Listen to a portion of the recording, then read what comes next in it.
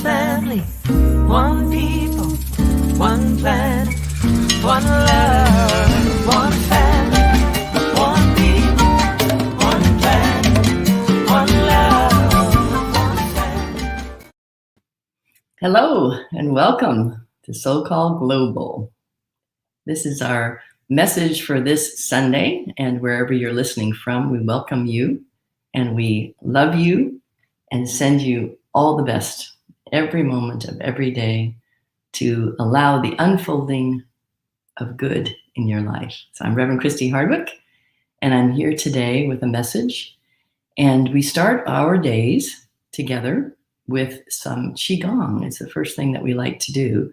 And we have with us Sifu Helen Yi this morning, and she is going to start us out with some Qigong because we like to connect the mind and body and spirit together so that as we listen to the words that come through me for you, that they resonate and vibrate in your being. So we will turn it over to Sifu Helen Yi.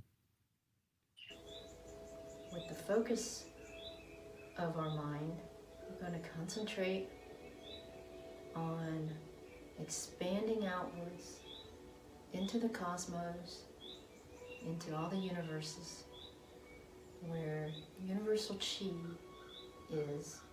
Gather it in with our mind's focus and intention, directing it into the byway, the crown chakra on our head.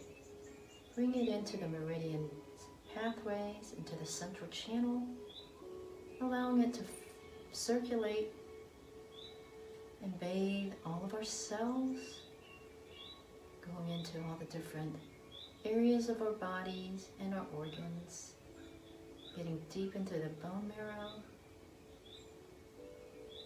feeling that subtle vibration of energy increasing, building up the vitality within us. And from here, lifting your arms up as you inhale,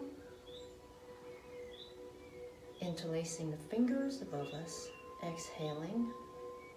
From here, turning the palms to sky, we're going to rotate our left elbow first in a circular motion forward, and the right elbow circulating, and then coming back to center. And now stretching the arms above us and bending our head down to stretch all the cervical vertebrae. Relaxing the arms again. From here, circulating the elbow, the left and the right again.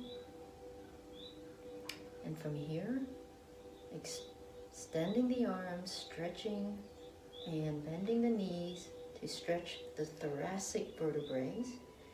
Bringing in space and openness, relaxing the arms, and one more time, circulating the left elbow and then the right. And again, extending the arms, stretching them up, and as if you're sitting down in a chair, bending the knees, looking down, stretching all the vertebrae, extending the arms all the way up and relaxing, unlocking the fingers, bringing the arms down. Feel that increase of vitality and chi coming into the body, nourishing all of our cells, feeling all of that sensation of good chi, pushing out any kind of stagnation, moving that chi, circulating it into our bodies, feeling great appreciation for our practice.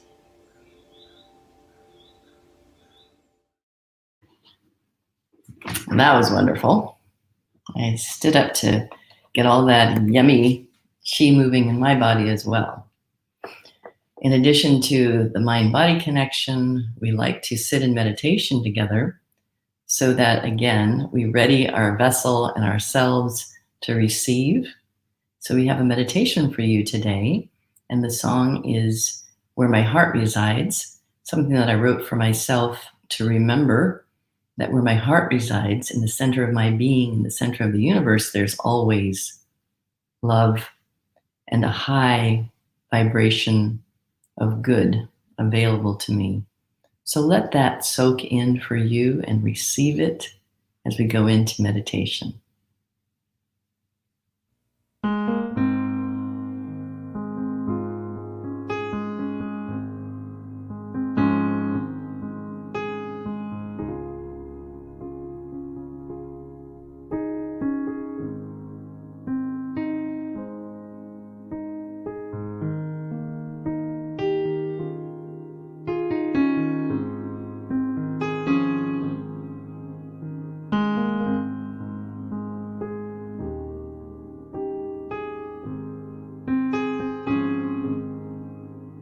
In the quiet stillness where my heart resides, there's a beauty that comes before my eyes. I can see and feel the radiance of my soul, and I know I can be here anytime. There's a place where my heart resides. It's a place where I am always safe, where God and I are one, and that's always there for me. There's a place where my heart resides, and I know I am safe in there, and God and I are one, and I can always take me there.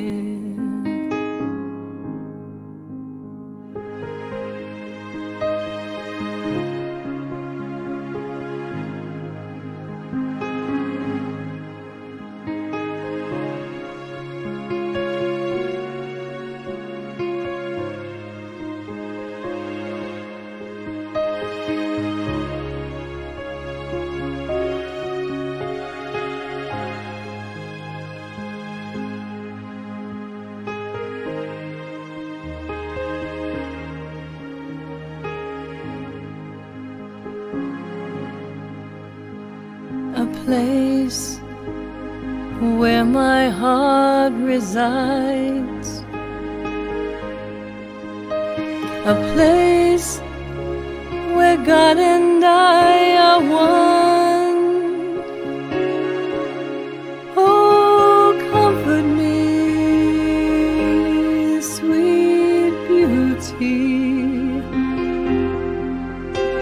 I know you're always there for me.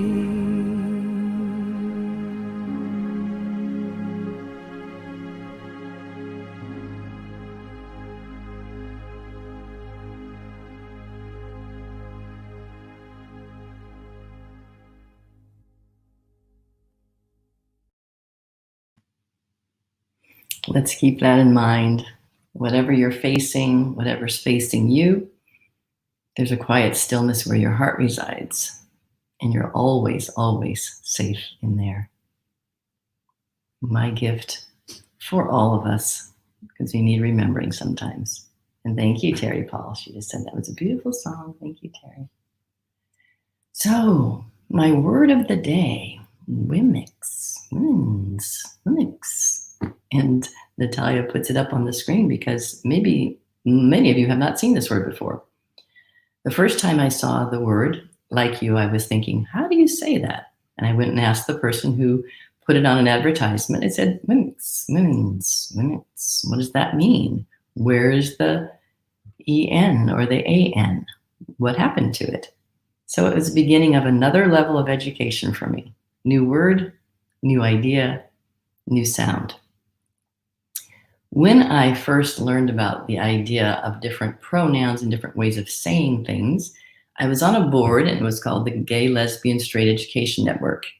And it stood for, the acronym was GLSEN. So you might have heard of it as GLSEN, GLSEN. But it stood for the Gay, Lesbian, Straight Education Network. And it was about making our schools safe, K through 12 schools safe for LGBTQ students, but not just making it safe for them, because if it was safe for them, it was safe for all students and all ways of expressing. But it turned out that the research would show that LGBTQ youth were under a lot more harassment during their educational day than most other students. And then when you compound that with the intersectionality of race or gender, it got very complicated for these students. It was very difficult for them to focus on learning. So this was a cause that I came to love and focus on, and probably gave about 10 years of my time on the board. And when I started out in the early 90s, we weren't talking so much about pronouns. That didn't happen until a little bit later.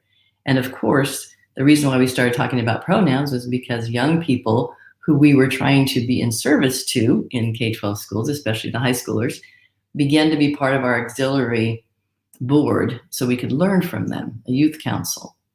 So the youth council came in, and the first time I encountered the different pronouns, a pronoun them or Q, was with these young people. And I stumbled quite a bit trying to, when I was referring to someone, refer to the right pronoun that they had given me, because my eyes and my consciousness had been set up by a set of habits and patterns that said, this is that, this is this. If someone looks like this, that means this is how I speak to them. So my world was completely opened up. And as I made those errors after the meeting, because I was leading and facilitating a meeting and sometimes referring to someone in order to take their comment and bring it into the conversation.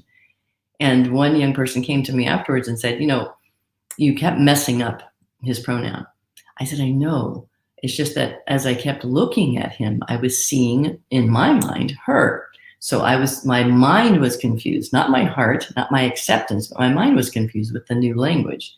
So I asked the young people, I said, please be gentle and patient, because I'm learning a new language and learning to ask people how they would like to be referred. Now, we see, even with my name here on the screen, Reverend Christie, my preferred pronoun, she and her, but that didn't happen until it's in this last decade. You didn't see that before. So people were not asked, and we made presumptions all the time.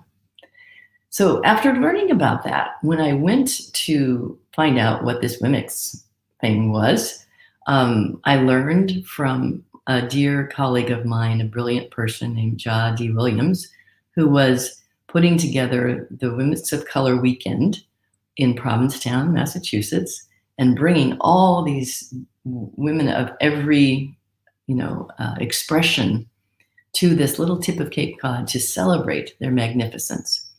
And what she said to me was, in the past, when we used different versions of woman or women to sort of segregate ourselves from the male and say that, women are in and of themselves something that's not, connected to men, that was one part of expression, and it had its place in time. But the X is intended to say we are beyond this idea of binary gender. We are allowing for the full expression. And we put the X in to remind ourselves that it's not always known. It's not binary. We can't say like this or like that. We can't say that male to female and there's just one or the other. There's this beautiful and fluid spectrum of Womxn. Yes, Womxn. And it's a funny thing that sometimes in your mouth you might be saying, that's funny to say. And it makes us actually have to do something different with our mouth and our minds and say, I need to say a new word. I'm uncomfortable with it. But this word is about inclusion. And I wanted to learn the word because I wanted to understand what it meant to fully include. Now, you may have heard some discussions about cisgender and the idea of people who are transgender. Well, what's in between? Cisgender meaning that I identify with the gender I was assigned to at my birth. And transgender meaning that I have transformed myself into the gender that I identify with. Okay? And there are things in between. There are people who don't identify in a binary way as this or as that. And so we have to become more flexible in our language and more willing to include this spectrum of identity and expression. And when we think about that on a human level, the issue of gender is just one of those ways that we have the opportunity to be more inclusive. One of those ways where we have the opportunity to learn a new language in a new way. One of the ways that we can expand the circle. We have ways of thinking about gender. We have ways of thinking about sexuality. We have ways of thinking about race, ethnicity. We have ways of thinking even about spirituality and religion. People are either religious or they're not, or they're spiritual or they're not, or they're Catholic or they're Protestant, or they're Buddhist or they're Jewish. It's not always binary for people, even in their areas of belief. And the only way we find out who someone is and what they stand for is to ask questions. We need to be curious and fascinated and allow the world to unfold in front of us by noticing. This is the beauty of science. Socially, we have moved forward on the spectrum around gender and gender identity and expression. But scientifically, they were always there in studying nature and studying human beings, that there were variants all along of how we express our gender, that there isn't one way of being. So in science, they listen, observe, and report. Okay? What we tend to do, instead of listening, observing, and reporting on what we're seeing in the world, is to project what we think we know, to label, to decide without waiting for information. But what if we acted more like scientists and we listened and we observed and then we reported on what we see? And then we're fascinated, then we're curious, then we're saying, that's different than how I express. That's different than what I know. That's actually different than what I believe. But I'm going to listen. I'm going to observe and report and ask questions. Curiosity, fascination, awe ultimately comes to us. That we become in awe with the nature of life. We already respect it in nature. Many of us will walk through a field and will be so excited and moved by the number of colors and flowers and shapes and amazing things we see. Some time ago, Natalia made this amazing video where she pulled together some things from this movie about mushrooms, and we talked about, the variety and the way that they grow and the places they grow and the crevices they grow in and the shapes and their colors and all those things. And we can love and appreciate that. We don't judge. We don't say, "Oh, that mushroom doesn't look very right." That mushroom is that mushroom. That flower is that flower. That tree is that tree. I remember learning, body awareness and body self-love by looking at trees and saying, look how they stand. Look how their trunks are gnarled and knotted and all kinds of protrusions. This is the beauty of their life and their living and what they've been through. So then I began to see myself as that tree. And I would look at something that has formed or come or scars or whatever's happening in my body and say, look at that tree. Look how she is becoming. Look what she looks like now. And giving love to that variety and that difference rather than expecting it to be always the same. And we're not the same, even if we come from the same source. This is the thing that sometimes those of us who are metaphysicians or metaphysical or think about the things beyond the physical, thinking about the unity of all things, We sometimes want to make the unity of all things mean that we're the same, rather than that there's multiplicity in this unity. We as metaphysicians or spiritual people who are thinking about how to make the world work for everyone doesn't mean everyone is the same. We know this intellectually, but do we accept it fully with our hearts? Then it gets to the hard part. I might be able to say Womxn and be able to say, I understand the difference in terms of gender, and we welcome women to a women's event that come in any way that they have arrived. Meaning that whether it was a gender they were assigned at birth or not, a gender they assigned to themselves, an identity that they give, we welcome you. Come into the circle, right? Where it gets challenging for us is when the ideas are completely different about how life works and how life should work.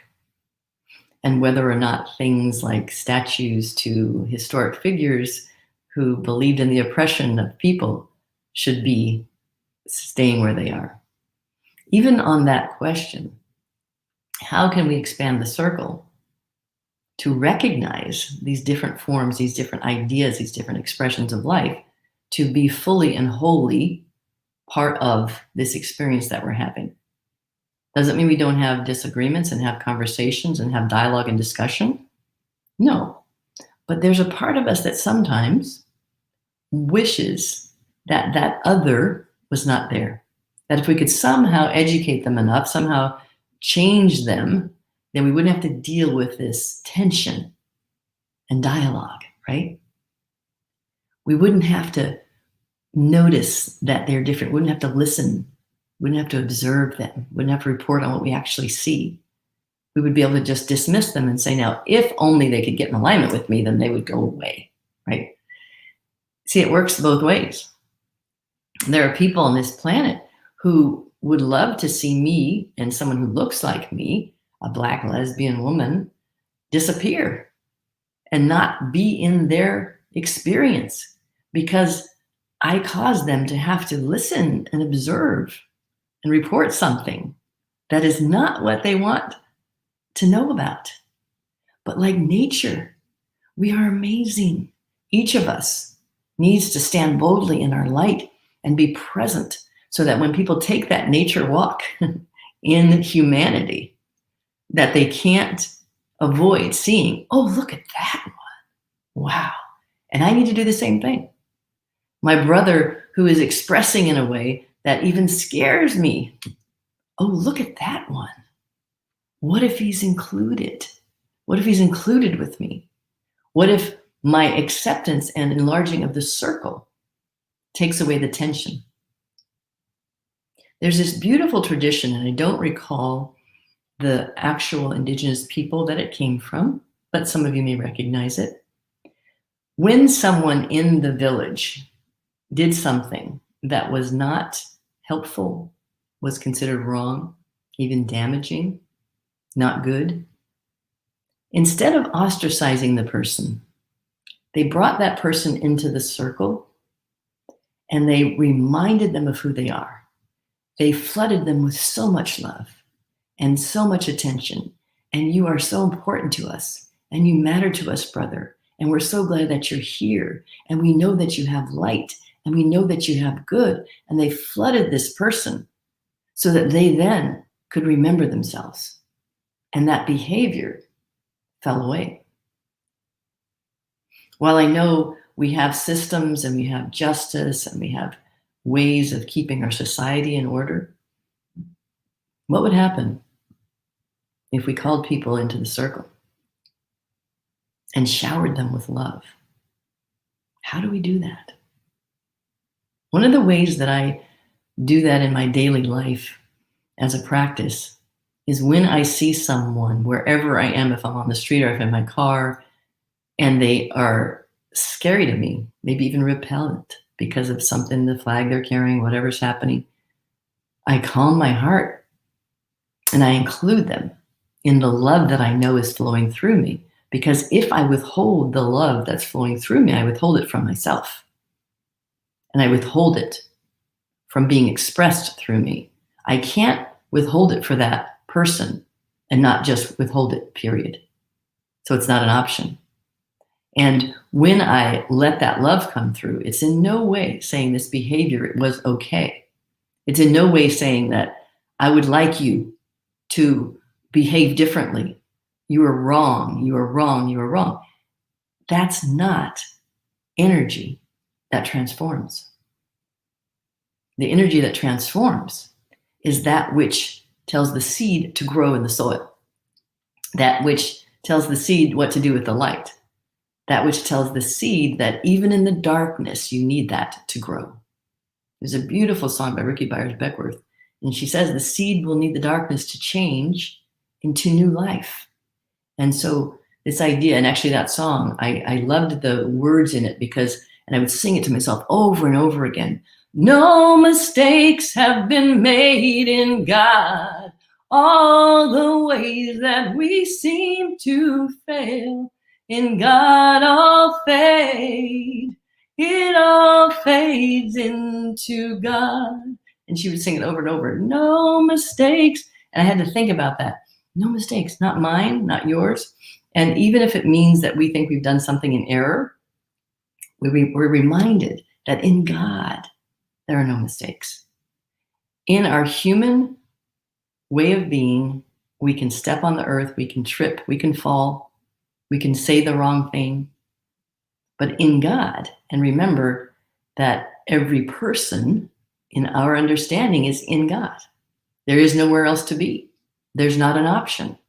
So if we remind ourselves in God, we can have Womxn, we can have, men and women and transgender and gay and straight and lesbian and queer and just interesting and far right, far left, in the middle, lost, challenged, disabled, all of it, flowers in the garden, all of it, part of nature, all of it on our walk for opportunity to accept, to include, to have it in the circle. Because as we enlarge that circle, we're enlarging our heart's ability to share love. And we know it's more powerful than any of those other ideas. And the only way we can be sure of that is to practice every day. Practice every day, including someone, something that you may not think is yours. Let that be your way. Thank you for being with us today. Stay in awe.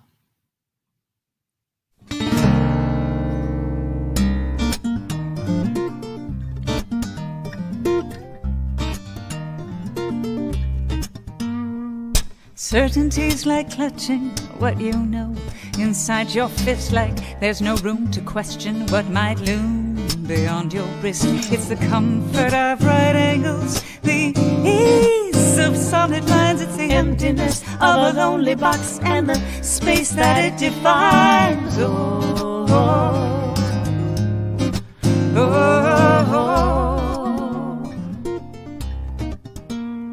There were times in school when I had fun with the exactness of the game, thinking I would know a flower once I could say its Latin names, like names and addresses, dates of birth would readily explain why some people crave the sun while others love the rain. Holding the mystery, step into the river and feel eternity as the sun will rise and the rain will fall.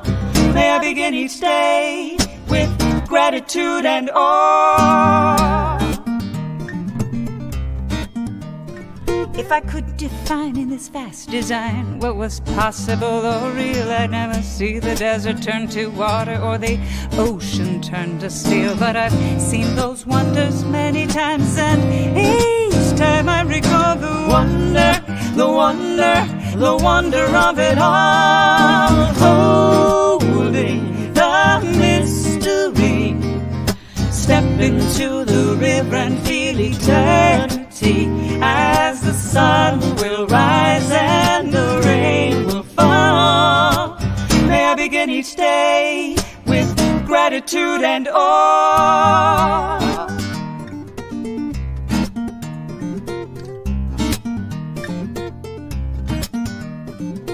If we're not in awe, we're not paying attention. If we're not in awe, we're not paying attention. If we're not in awe, we're not paying attention.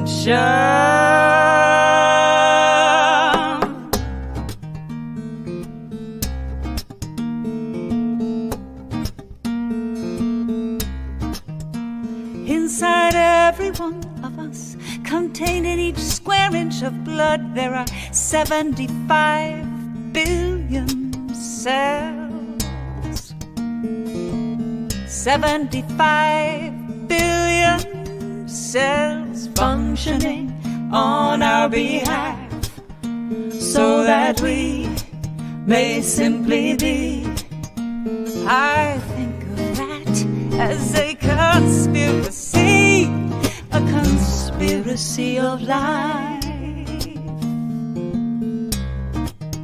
And since I'm being a bit reflective, I'd like to add to this human/life perspective.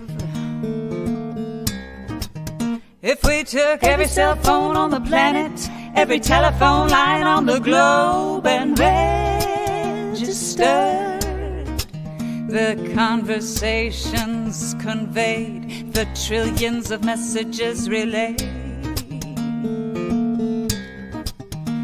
the entire system would still not approximate the complexity or functionality of a single human brain. That's just another way of trying to portray the miraculous privilege we have of playing this human game, holding the mystery. Step into the river and feel eternity, as the sun will rise and the rain will fall. May we begin each day with gratitude and awe, holding the mystery. Step into the river and feel eternity, as the sun will rise and the rain will fall. May we begin each day with gratitude and awe. May we begin each day with gratitude and awe. Gratitude and awe, yes. May we begin each day to remember the magnificence of this experience we call life. At SoulCall Global, there are so many wonderful things going on. One of the things we want to remind you of is the newsletter. So if you do get our newsletter, please share it with someone else. We'd love for them to know what we're up to and to share all of the content that we've been creating for you. So please share that. The donations are coming in, and we appreciate that so much. It's helping us to continue to do what we're doing and do even more. And some folks are actually planning to donate their stimulus checks. So if it's something that's arriving to you and you don't need it, if you're not in that need, then please feel free to circulate the stimulus in our direction, because we will circulate it into the world for you. You know about the Soul Squad. Woohoo! The Soul Squad has done so many wonderful things in and around the area of Columbus, Ohio, and in other places in the country, including St. Pete, where I am. And most recently, they did a food drive, and they're going to do another food drive. But they also have been donating clothes to people who have become, without means. They've donated clothes and food. And as we know, many people are food insecure right now and shelter insecure, and SoulCall is responding to that need right now.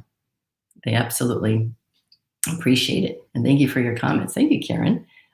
It was Karen's first visit to SoulCall Global. I'm glad you're enjoying it. Thank you. And for all the comments that we received today, we appreciate those very much too. And when you're not hearing from us in this way, we are caring for you and paying attention to you with our prayer team. So when you send a prayer into SoulCall Global on the website, that does get attention and our heart and our focus for whatever period of time that you request it. So know that that's happening for you all the time. And it's on the contact page on the website, SoulCall Global. And we will be talking in just a few minutes for those of you who want to stay on or come back on at 11 o'clock today. You go to the website, there's a link for a Zoom room, and I'll be there. If there's anything that's on your heart that you want to share, SoulCall Sunday Rewind time is 11 a.m. Eastern in the US, which is now today changed a little bit. I don't know about you, but had to put on an alarm to make sure I woke up in time because we changed our time today, and that doesn't happen everywhere. But today at 11 a.m., it's now 10:36 where we are. So in about 25 minutes, we'll be on Zoom. So join us by going to SoulCall Global and clicking on the link. There's more. We have an amazing workshop coming up. It's the Mandala workshop with Kathy Roush. I've had the privilege of being in workshops with Kathy, and she is such a soulful, amazing teacher and makes things that look difficult when you look at when they're done, so simple and easy. We can become these amazing artists under her beautiful tutelage. And these are the tools that come with the workshop on March 27th. There's more on the website under Evolve, but it's the Mandala workshop with Kathy Roush, who's been doing this work for a period of time that has allowed her to have a collection of mandalas and a collection of ideas and thoughts and heart-opening processes that are just magical. So you don't want to miss that, March 27th. And then on that Sunday, March 28th, we are going to have a special guest, Gary Lynn Floyd, amazing music. Love Cover Me is one of my favorite songs, and Gary Lynn will be our speaker as well as our music, and you will love him, his music and his message. And next week, Lisa has a guest from South Africa joining us. Yolanda M. is joining us. Is that going to be on Wisdom Wednesday? Is that when that is? Or do you mean for Sunday? I forgot to ask that question. Sunday. Okay, wonderful. Thank you, Natalia. She's the magic. She's the magic. No question about it. So, oh, thank you. So it was my birthday a week ago. So it's still my birthday month. And I'm one of those people who celebrates the entire month. So thank you for my happy belated birthday. I appreciate that. Like everyone here, we care for each other and we care for you. And I think I got all of our announcements. Did I miss anything, Natalia? Are we good? I think we're good. So we will say that those are the announcements. We will see you in about now 22 minutes on Zoom. And know that wherever you are in the world, at all times, you are loved. One family, one people, one planet, one love.